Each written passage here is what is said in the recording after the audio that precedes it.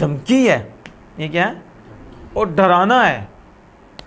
سبحان اللہ، پاک نے کیسی تشبیہ دی ہے۔ تو یہ منافق لوگ جو تھے، یہ جو ایک دوسرا گروہ ان کا، یہ یکسر منکر نہیں تھے، اسلام کے منکر نہیں تھے، بلکہ آج کل کے روشن خیالوں کی طرح تھے۔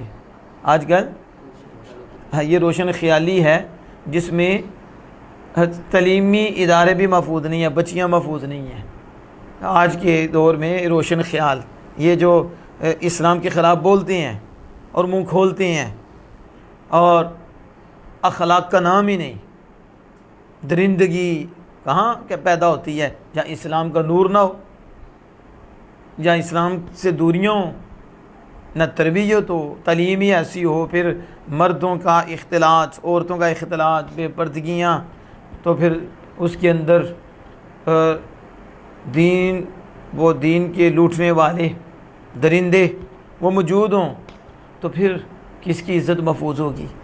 وہ تو اسلام ہے کہ جو اسلام کی چادر کو پہن لیتا ہے تو وہ اللہ اس کے رسول کا فرما بردار ہو جاتا ہے، اس کے اندر دردی کا جذبہ ہوتا ہے، اور وہ بہن بھائی سمجھتا ہے، ایمانی بہن ایمانی بہنیں، اور پھر وہ جان دیتے ہیں۔ لیکن جب انہیں دین کی روشنی ملنی نہیں، وہ طریقیوں میں ہیں، ظلمتوں میں ہیں، تو وہ اپنے آپ کو سمجھ رہے ہیں ہم اچھے ہیں، اور اوپر سے وہ اسلام کے خلاف بولتے ہیں، اسلام کے خلاف ایسے معاملات کرتے ہیں، تو پھر لوگوں کو بھی دور کرتے ہیں۔ اس حالت میں پھر درندگی نہیں ہوگی تو اور کیا ہوگا؟ کیا اب ہمدردیاں ہوں گی، پیار ہوگا؟ نہیں، جب ان کی ظاہر اور ان کا باطن شیطان کی وسوسے سے بھرا ہوگا، اور ان کے شیطان کی مانی سے وہ خراب ہو چکا ہوگا، تو پھر وہ آوارہ ہو گیا ہوگا۔ تو جب آوارہ ہو جائے، آزاد ہو جائے، تو اسے کسی کی نہیں ہوتی۔ سمجھ آ رہی ہے آپ کو؟ تو یہ روشن خیال یہ جو ہے تذبذب کا شکار ہوتی ہیں کہ یہ ٹھیک ہے، یہ ٹھیک نہیں۔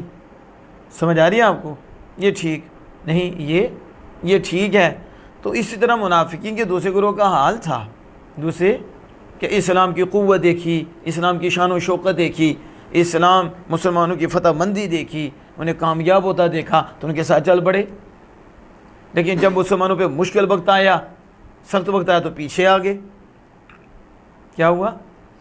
روشنی چمک میں چلے، تو جب مشکل وقت آیا پھر اندھیریوں میں، پھر تاریکیوں میں۔ تو یہ منافقین کا دوست پہلے تو وہ گروہ تھا کہ جن میں کسی کے پاس روشنی تو آئی، اور روشنی آئی کچھ کے بعد میں پھر اس سے پھر گئے، مرتد ہو گئے، کافر ہو گئے۔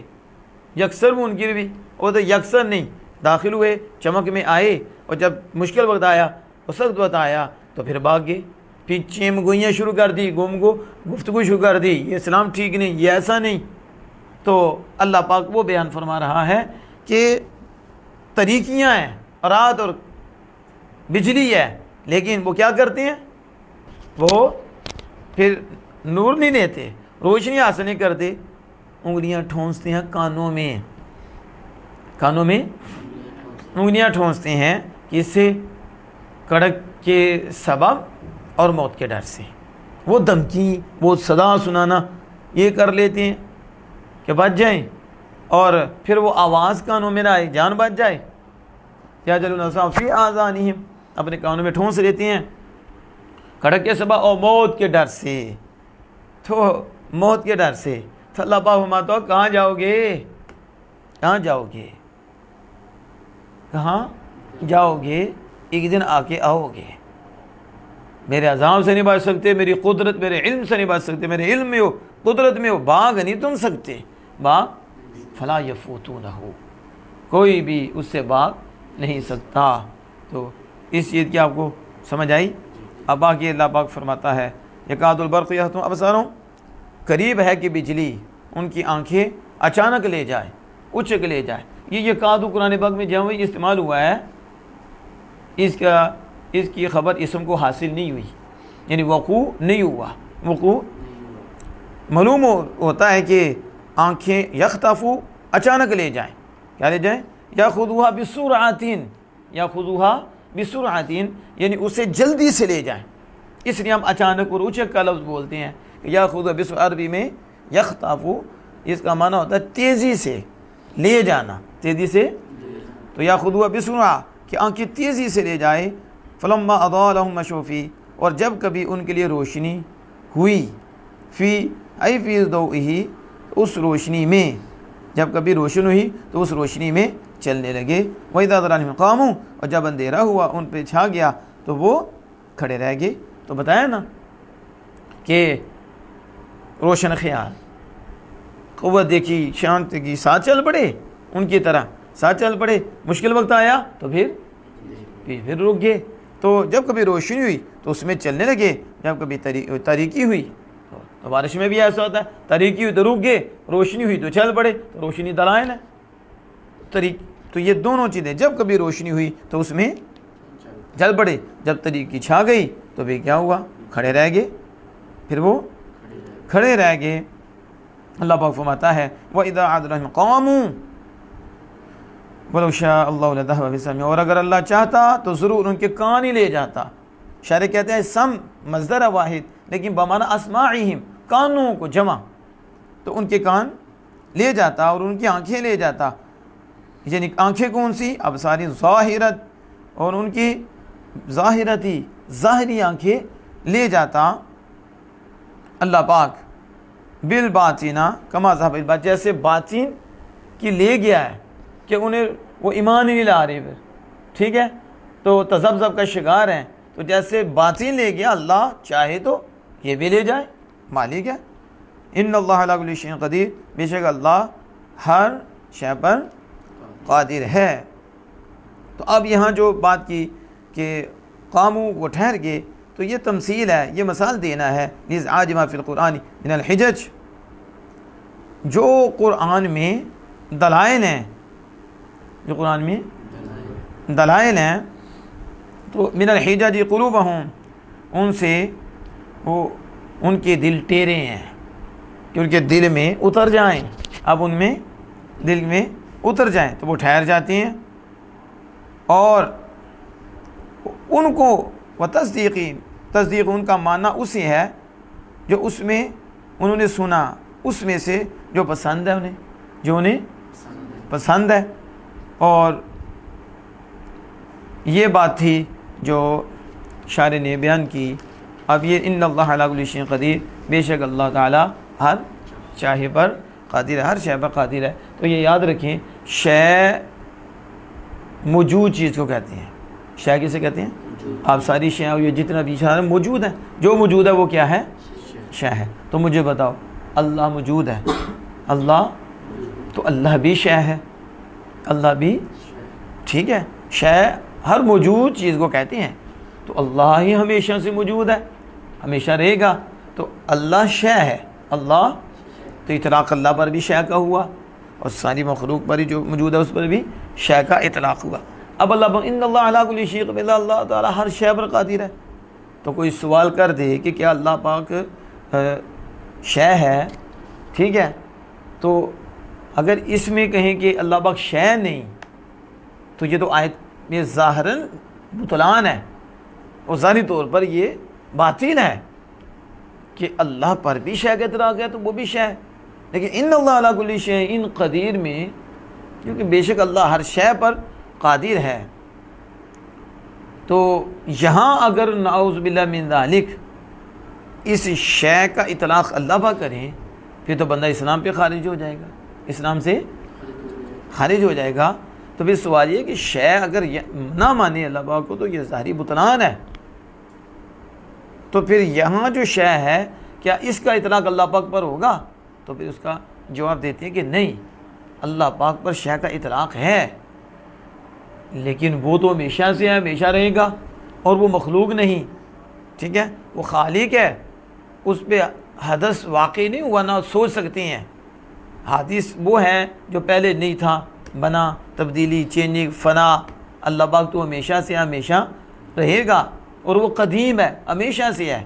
تو اگر اس آیت میں شے کا اطلاق یہاں مانے تو نعوذ باللہ من الکفر ہو جائے گا، کیونکہ پھر شے تو یہاں وہ ہے جس پہ اللہ قادر، تو مخلوق ہے، وہ تو حادث ہے، تو اللہ پاک اس سے پاک ہے، اللہ پاک۔ اب یہ یاد رکھیں کہ اللہ صرف ایک ہے، اللہ اس کے علاوہ کوئی نہیں، اکیلا خدا ہے، معبود ہے، اس کا کوئی شریک نہیں ہے۔ تو یہ عقیدہ ہے ہمارا کہ اللہ کا شریک، اللہ کا بذات ناممکن ہے۔ کیا بولو؟ اللہ عز و جل کا شریک بذات ناممکن ہے۔ پھر بولو اللہ جل وعلا کا شریک بذات ناممکن ہے، بذات۔ اب میں آپ سے پوچھتا ہوں، جو چیز ناممکن ہو وہ ہو سکتی ہے؟ جو ایک چیز ہے امپاسبل، تو کیا وہ پاسبل ہوگی؟ جو ناممکن ہے وہ ممکن ہوگی؟ اب سمجھ آ رہی ہے؟ تو جو ناممکن ہے وہ نہیں ہو سکتی، تو جب آپ اس کو مانیں گے کہ ہو سکتی ہے تو اس کا مطلب ہے آپ نے انکار کر دیا ہے۔ کیا کر دیا ہے؟ کیا کیا ہے؟ اللہ جل وعلا کا شریک بذات نہیں ہو سکتا، شریک۔ تو اگر آپ ان اللہ علی کل شیء قدیر میں یہ ہے کہ بے شک اللہ ہر شے پر قادر ہے، تو وہ نعوذ باللہ من ذالک اور اپنا شریک بنانے پر بھی قادر ہے، تو بندہ کافر ہو جائے گا۔ کیا ہو جائے گا؟ کیوں؟ کیونکہ ناممکن بات کو ممکن مان رہا ہے، ناممکن بات کو، اور یہ کفر کر رہا ہے کہ اللہ کا شریک تو ہو ہی نہیں سکتا۔ تو جب کہے گا کہ اللہ چاہے تو پھر اس نے ناممکن کو ممکن مان لیا ہے، ناممکن کو۔ تو جب ناممکن کو ممکن مانا ہے، یعنی ایک اور خدا کے ہونے کو مان لیا ہے، تو وہ کیا ہو جائے گا؟ کافر۔ کیا؟ تو ہم کہیں گے کہ اور خدا کا ہونا یہ اللہ کی قدرت کے نیچے نہیں ہے، اللہ کی قدرت کے کچھ نہیں ہے، یہ ناممکن ہے۔ یہ اب کوئی کہے یہاں تو اللہ پاک پھر عاجز ہو گیا، اللہ پاک عاجز ہو گیا کہ نعوذ باللہ من ذالک وہ کر نہیں سکتا۔ ہم نے کہا نہیں، یہ مطلب نہیں، بلکہ اللہ کی قدرت میں وہ نہیں ہے تو اسی کا نقصان اور اسی میں کمی ہے، اسی میں عاجز تب ہوتا کہ جب اس کی قدرت میں ہوتا تو وہ نہ کر سکتا، وہ پھر کہتے ہیں عاجز، یہ تو قدرت میں ہے ہی نہیں، قدرت میں، اور قدرت میں مانے تو بندہ کافر ہو جائے گا، کیونکہ قدرت میں جو ہوتی ہے وہ ممکن ہوتی ہے، جو قدرت میں نہیں ہوتی وہ ناممکن ہوتی ہے۔ وہ کیا آتی ہے؟ تو اوپر دیکھیے، اب دیکھو ذہن میں رکھو، مشیت کس کی بات ہو رہی ہے؟ یہ لوگ جو نبی اکرم صلی اللہ علیہ وسلم اور انبیاء اولیاء کی دور سے سننے کے منکر ہیں اور شرک کا فتویٰ دیتے ہیں، ان سے آپ سوال کیجئے، ان سے سوال کیجئے۔ کیا سوال کیجئے؟ کہ اب بتاؤ اللہ عز و جل مخلوق میں سے کسی کو 1 مہینے کی مسافت کے فاصلے پر سنا سکتا ہے؟ کیا 1 مہینے کی مسافت کے فاصلے پر سنا سکتا ہے؟ اگر کہے نہیں تو کافر ہو جائے گا۔ کیوں؟ اس نے اللہ کو عاجز مانا کہ اللہ نہیں کر سکتا، نعوذ باللہ۔ تو کیا مسلمان رہے گا کہ اللہ نہیں کر سکتا، کہ کسی مخلوق کو 1 مہینے کی مسافت کے فاصلے پر سنا نہیں سکتا، یا 1 دن کی مسافت کے فاصلے پر نہیں سنا سکتا؟